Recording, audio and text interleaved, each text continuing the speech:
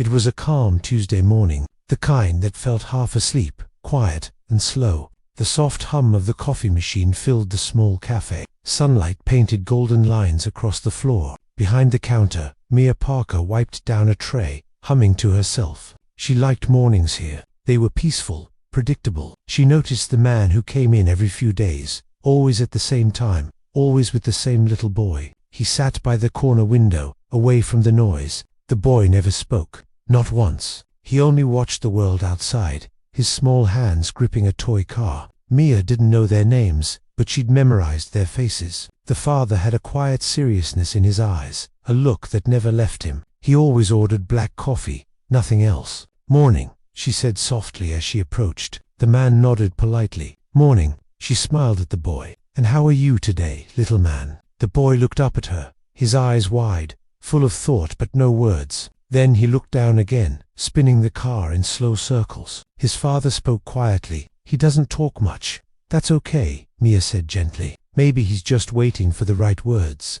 The man looked surprised. Most people just nodded and walked away. She didn't. Her shift was long, but she found herself glancing at that corner often. The boy fascinated her. He didn't cry. He didn't laugh. He only watched, like he was waiting for something the world hadn't given him yet. When they left, she found a napkin on the table. There was a neat note in a firm hand. "Thank you for being kind, Ethan." That night, she couldn't stop thinking about them. She lived in a small rented apartment a few blocks away. Her life was simple. She worked, paid bills, and helped her sick mother. But something about that little boy stayed with her. The next morning, they came again. She decided to try something. When she brought their coffee and juice, she set down a small sugar packet and said cheerfully, "You know, this little thing makes everything sweet. Can you say sweet?" The boy blinked, silent. His father shifted uncomfortably. Mia smiled. "That's okay. Maybe tomorrow." The father gave her a long look, curious,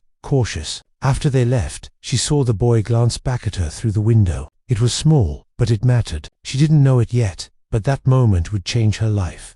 And because sometimes, kindness begins quietly, over a cup of coffee, in a small cafe bathed in morning light. 3 days passed before they came again. Same table, same black coffee, same silence. Mia felt her heart lift when she saw the little boy. "Good morning," she said, setting down the cup and the glass of juice. Lucas didn't look up right away. He was tracing a line on the table with his finger. His father thanked her softly, the same polite tone, but this time, Mia stayed. She knelt beside the boy and smiled. "You like cars, huh?" He nodded once, still not speaking. Mia pulled a napkin from her apron pocket and drew a small car with a pen. "There," she said, sliding it toward him. "That's yours." For a moment, he didn't react. Then, very carefully, he picked up the napkin and looked at it. Ethan spoke, his voice quiet but firm. "He doesn't respond much. Doctors say he's nonverbal." Mia met his eyes. "Maybe he just needs someone patient enough to wait." He hesitated. Her words sounded simple, but something in them hit deeper than he expected. She placed a sugar packet on the table again. "This," she said gently, "is sweet. Can you say sweet?" Lucas opened his mouth. No sound came. Ethan sighed. "You don't have to." But then Lucas whispered something, barely there. A breath of sound.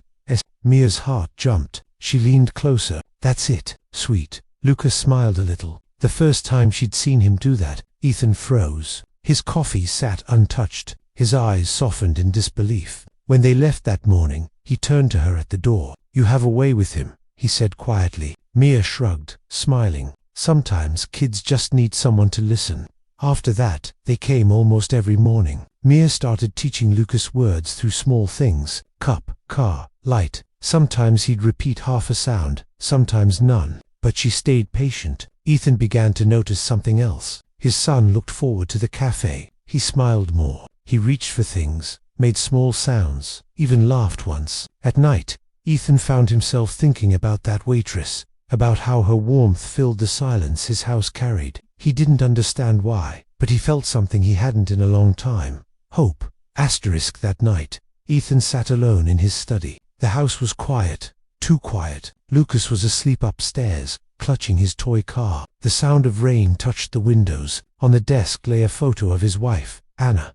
Her smile still hurt to look at. She had been the light in this house. When she died 3 years ago, everything went dark. Lucas had stopped speaking soon after. Doctors said it was trauma. The shock of losing his mother had locked his words away. Ethan had tried therapy, specialists, private tutors. Nothing worked. He had built companies worth millions, but he couldn't reach his own son. That failure haunted him. When Mia spoke to Lucas, something shifted. He'd seen it. The boy's eyes had come alive. A tiny spark of connection. It had been so long since he'd seen that. Ethan leaned back, staring into the flames. He didn't understand this woman. A waitress, working double shifts, earning just enough to survive, yet she'd done something no expert could. The next morning, when he brought Lucas to the cafe, he waited as Mia came over, cheerful as always. "Good morning, Lucas," she said. "Want to play a word game?" Lucas nodded. Ethan blinked, nodded. Mia smiled. "Okay, let's start with your favorite thing.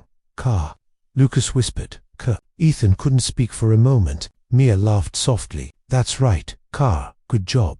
Ethan watched her kneel beside his son. No trace of pity, only care. Her voice was gentle, steady. She didn't treat him as broken. She treated him as a child with a voice worth waiting for. After their session, Ethan walked up to her at the counter. "How do you do it?" he asked. She shrugged. "I talk to him like he can understand me, because he can."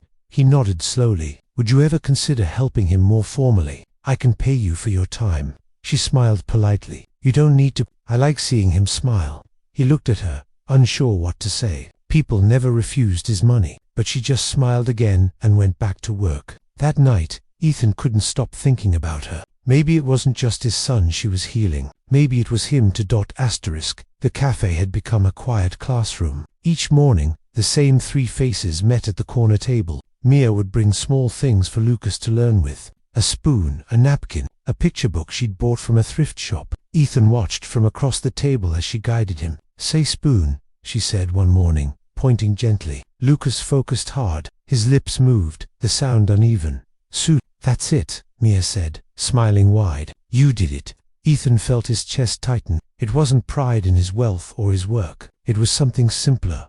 Hope. After their session, Mia sat with them for a moment. She looked at Ethan and said softly, "He's trying so hard. You should be proud." Ethan nodded. "I am, more than you know." She hesitated, then asked, "Can I ask you something?" "Of course. Why do you always look sad when he smiles?" The question caught him off guard. He looked down at his cup. His mother used to make him laugh like that. It's hard to see her in him sometimes. Mia's voice softened. Maybe she's still part of him. Every word he learns, every smile. Maybe that's her way of staying close. Ethan stared at her for a long moment. No one had ever spoken to him like that. He took a deep breath. "Mia, would you ever consider working with him at home? I can hire you as a personal tutor. You'd have better hours, better pay." She blinked in surprise. "At your home?" "Yes, he seemed to reach him in ways no one else can. I'd like to give him that chance." Mia hesitated. "I don't have a teaching degree. I don't care about degrees," Ethan said. "I care about results. And you've done more for him than anyone." She smiled gently. "Let me think about it." When she walked home that night, the city lights shimmered on the wet streets. Her shoes were worn, her uniform damp from rain, but her heart felt warm. She thought about the offer, about the boy's quiet smile, about the father's tired eyes that seemed to soften a little more each day. Maybe saying yes could change more than one life. Mia said yes. A week later, she stood outside Ethan's large stone house, holding a small bag with her teaching tools. She took a deep breath before knocking. Ethan opened the door, dressed casually for once. "Welcome, Mia." "Thank you," she said, stepping inside. The home was beautiful but quiet. Everything looked perfect, yet it felt empty. Lucas ran up to her with his toy car. His eyes were brighter than she remembered. "Hi, buddy," Mia said, kneeling. "Ready to learn?" He nodded, a tiny sound escaping his lips. "Yeah." Ethan froze behind them. It was the clearest sound he'd heard from his son in years. Mia spent the morning teaching him simple words using picture cards. "This is a son," she said, holding up the card. "Son," Lucas repeated. "Soup." "Perfect," she said. Hours passed gently. The sound of soft laughter filled the room. For the first time in years, the house didn't feel heavy. Ethan watched from the doorway. He saw how patient she was, how she celebrated every small sound like it was a victory. At lunch, he offered her a meal from his chef. She smiled. "I'm used to cafe sandwiches, but thank you." They ate quietly,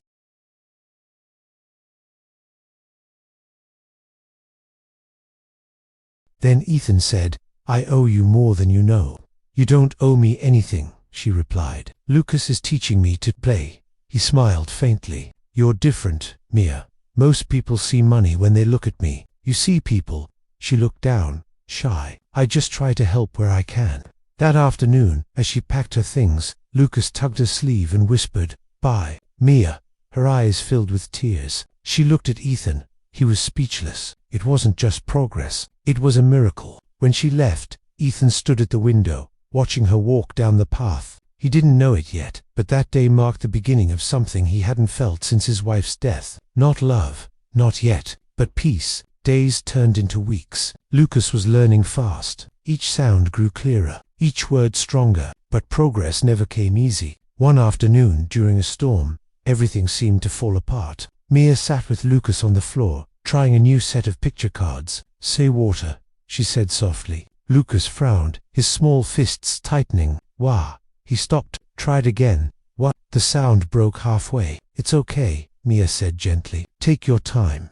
He shook his head, tears forming. "Wah." Then he pushed the card away. Ethan rushed over. "Lucas," he said, his voice firm, "it's fine. Don't get upset." But the boy's breathing grew sharp. He threw the card down and hid his face. Mia knelt closer. "Hey, it's all right."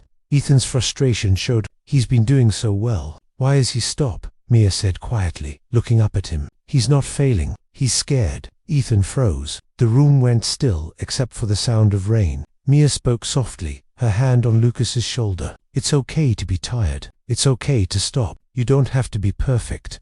Lucas looked up, eyes wet. She smiled at him. "Just say it your way." He took a shaky breath. "Wah. There.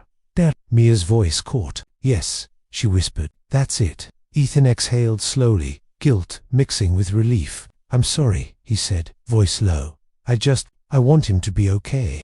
Mia turned to him. "He is okay. He just needs love, not pressure." He looked at her, seeing something he hadn't in years. Strength through kindness. After Lucas fell asleep that night, Ethan found Mia in the hallway, putting away the flashcards. "Thank you," he said quietly. She shook her head. "You don't have to thank me." He stepped closer. "You've given my son something no doctor could. You've given him his voice."